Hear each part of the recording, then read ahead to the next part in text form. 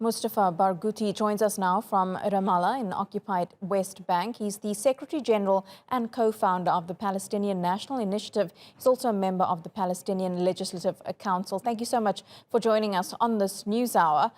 Why do you think there's been this major uptick in violence?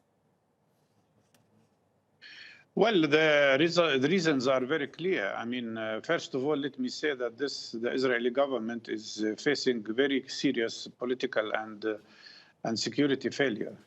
And this is what happened is an indication of that. But more than that, the most important reasons is that Palestinians have been subjected to terrible oppression.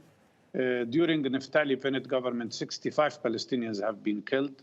Many were assassinated in cold blood, and this was seen on TV everywhere. And in addition to that, there is a system of oppression that takes the form of apartheid and racial discrimination, in addition to the longest occupation in modern history. And of course, that fuels a lot of anger on the Palestinian side.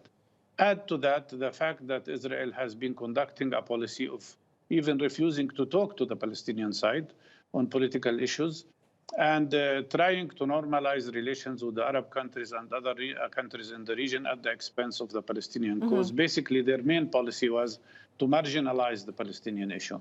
In my opinion, what's happening is a response, and especially it is fueled by the feeling of double standard and total ignorance of the Palestinian rights. People watch the fact that more than 6,000 sanction acts were used against Russia in 2 weeks, while 73 years of Israeli oppression has not been sanctioned or punished at all.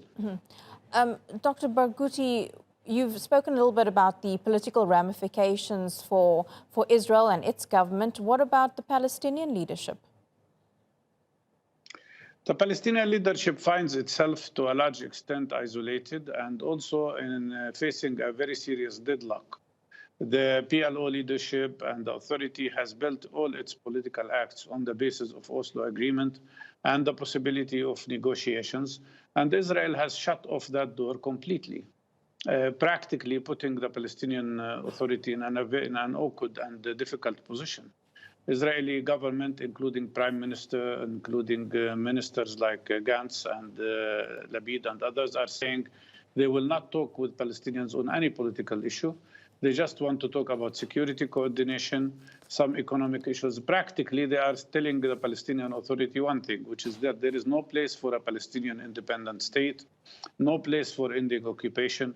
All you will see is that you have to accept the system of apartheid and racial discrimination and the continuation of occupation. In addition, of course, to the fact that Israeli illegal settlers, according to international law, they are illegal. They are violating Palestinian rights every day, attacking Palestinian communities, uprooting trees. So in reality, the PAN is finding itself in a completely awkward and isolated position, and nobody is trying to help. The United States promised many times that they will take acts like opening the American consulate in Jerusalem, reopening PLO office in Washington. None of that has happened. They just proceed with the same thing that Trump was doing, which is the application of the so-called the deal of the century, which goal is to eliminate the Palestinian rights. Okay, Dr. Mustafa Barghouti, we're going to have to leave it there, but thank you so much for your time live to us from Ramallah.